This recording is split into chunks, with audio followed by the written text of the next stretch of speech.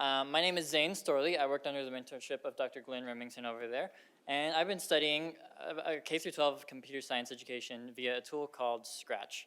I'll get into what that is here in a second, but I want to start with the beginning. So I work for engineering outreach here at Wichita State University as part of the SEEDS team under Ms. Polly Bazor. And we go around to different schools teaching engineering and trying to get students interested in it. And I was tasked with developing a curriculum for teaching students about computer science specifically, because we don't really have something for that, or we didn't, now we do. So yeah, I developed the curriculum, and we've been using that since 2017. And in the process of doing that, we use Scratch as the tool. In the process of doing that, I wanted to figure out ways that we could improve it, sort of verify the methods that we were using, and so on. And a quick look at Scratch. This is what it looks like when you're actually using the tool, and the URL up there is where you can find it. So Scratch is a totally free, totally online tool that students are able to access. So as long as you have an internet connection, you can access it from anywhere. You just have to sign into your accounts, no downloads, no purchases, anything. And it's also a visual programming environment. And that's why you see those blocks on the left there as opposed to a bunch of text that you would normally see in professional programming. It's much easier to make out. And I'll talk about the benefits of those later. But going into this, like I said, I wanted to figure out how to improve what we've been doing, sort of verify it, maybe even convince some schools of the importance of it. And so I was looking at these three questions. How much of a need is there? Whether or not K-12 schools is the best place to apply it, or are we good enough just waiting until college to start learning about this stuff? And whether or not Scratch is an effective tool to be using in these educational programs. I investigated these questions through an extended literature review, kind of compiling the research of a bunch of other people, figuring out their recommendations and where some holes are, and trying to put it together nicely. Right off the bat, I don't think it's any question for any of you to say that STEM fields, science, technology, engineering, and math, are a big deal. And computer science is a part of that. Computer science fields are experiencing a 13% growth, which is higher than the average of about 5 to 9%. And despite this, enrollment isn't really keeping up, especially in the early 2000s. There was a big drop in enrollment. Another issue that I'm particularly concerned about is the gender gap in the field. Only about 25% of computer information occupations are women. And even worse is those enrollment issues are even worse for them. At one point, there was a 1.3% interest in computer science represented by women.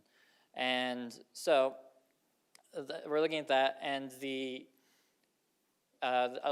general belief as to why women aren't getting into computer science so much is these perceptions that they're holding going into it, starting off college and such, including the perception that computer science is a field just for men, well, people that look like me. And so to combat that, a lot of the research that I looked at suggests starting off young, building up those positive perceptions from a young age when they're developing their ideas of what the world looks like.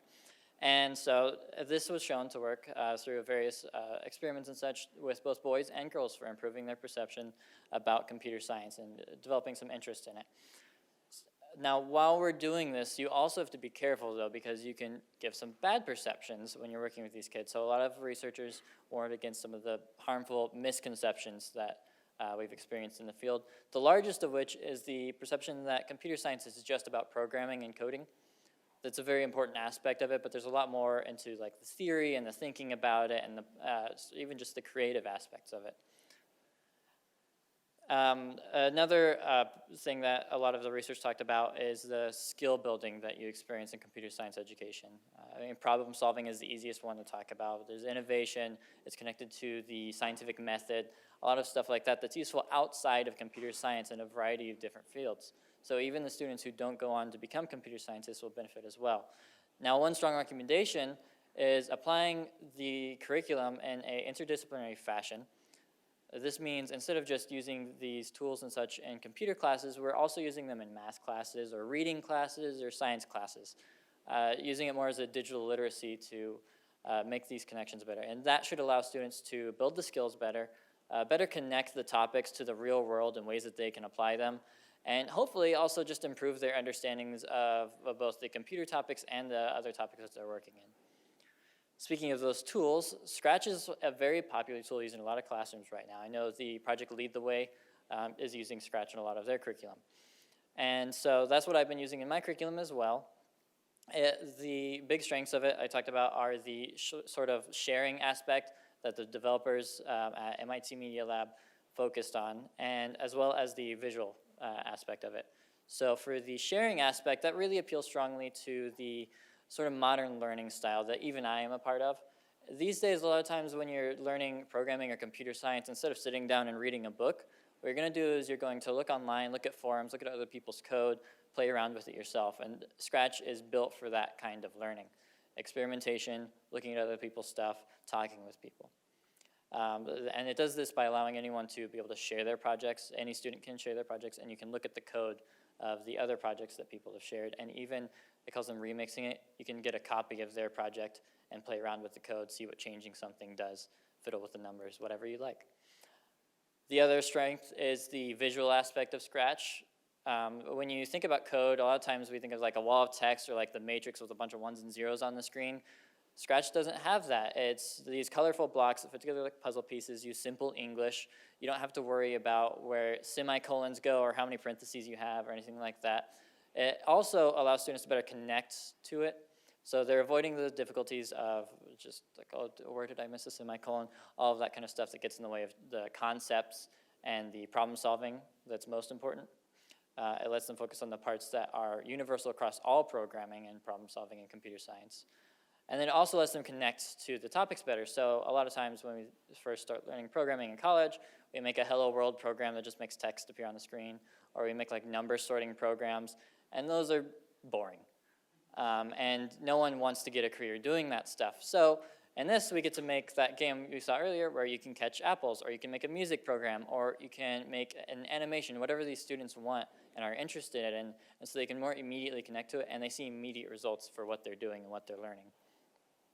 And another very important thing about Scratch is that some research, there's not much of it yet, has been showing that we are able to get students to transition successfully from these visual languages to the text-based ones that are used more professionally. And this is going to be very important going forward.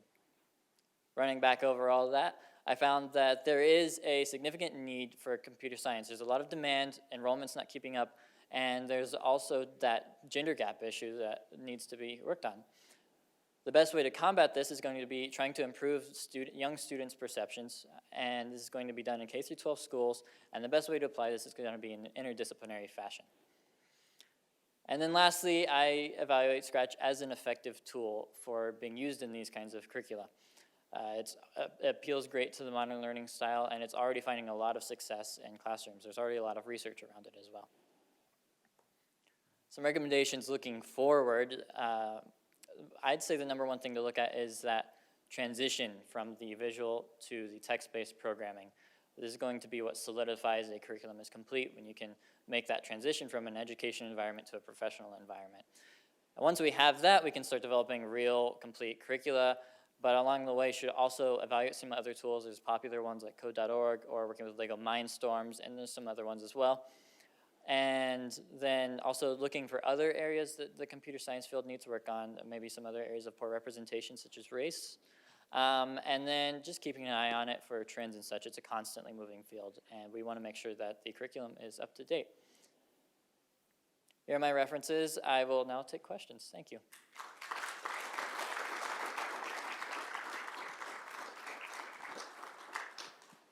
I really liked your presentation. Quick question. So if you're working with K through 12, I feel like that's the age of where discouragement occurs. And you kind of talked about that of like you equivalent a grade that you receive on a math test or something like that with your intelligence, which has been proven that it's not factual. So my question is, like, how did you instill a sense of positive reinforcement with this? So if I get frustrated, if I don't understand what Scratch was doing at that moment, how do you reinforce, like, keep going, that you're doing well type of thing? Okay. So in my curriculum, we definitely encourage the keeping attitude of, press buttons, break things. That's the way that you learn best. But also breaking the tasks that we give the students down into small pieces, also having them apply to their interests. So when they succeed at something, it's, yeah, I did a thing that I like, but breaking the task into smaller pieces so that it's not such a monumental problem that they're having to solve. And any small success is a success. It's a step in the right direction. You talked about closing some of those gaps, like the gender gap, but then at the end you also mentioned the racial gap.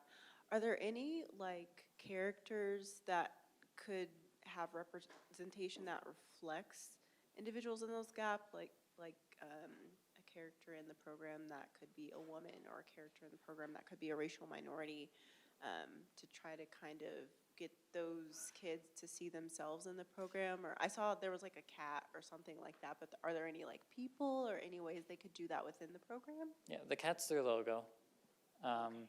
And they do, in the software they have what are called sprites, which are the objects which you program, and they have since they know that I can't draw, as I always tell the students, they provide a library of sprites that students can use for their projects to make it easy and accessible and look nice. And a lot of those, there's a group of them, of some kids and students that they've taken pictures of and kind of cropped out. And yeah, there are students of color there, there's women students, they've got a nice variety. They're doing like dancing poses or something. And with our own team, we also, I know I maybe don't sell it that way, but we have some pretty great variety within our own team at Seeds when we're teaching these students. And I always like to provide role models as well when I'm teaching. I know we're short on time and I'm hungry, but how do we change these perceptions about, the gender and racial issues? Because you said it, but it's hard to do. Yes. Are you wanting to partner with other fields like i.e. psychology to do that? Because, there's this thing called team science, and we're going to have to break down these silos because we do need more people of color and women in the different areas. My team itself is always looking for opportunities to partner with other people.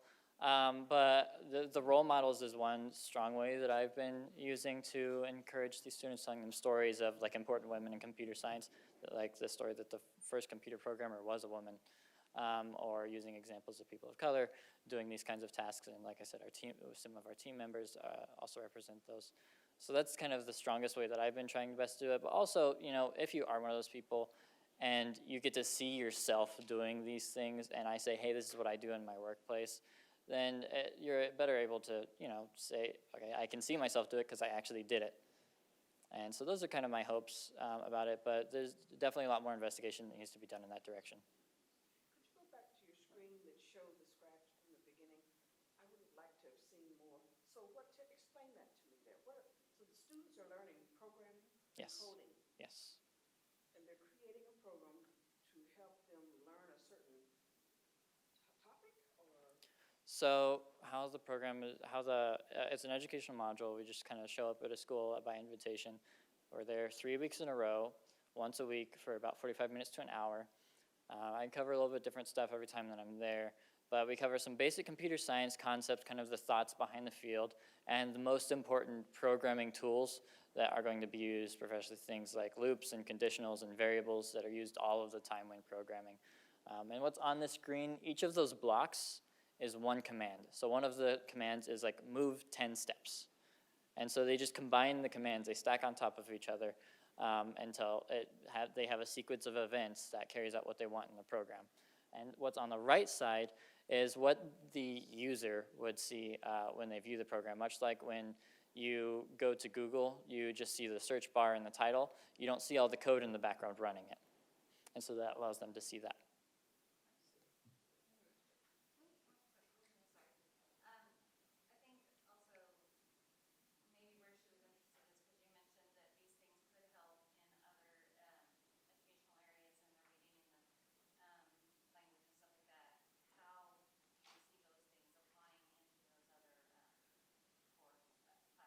I'll make this real quick.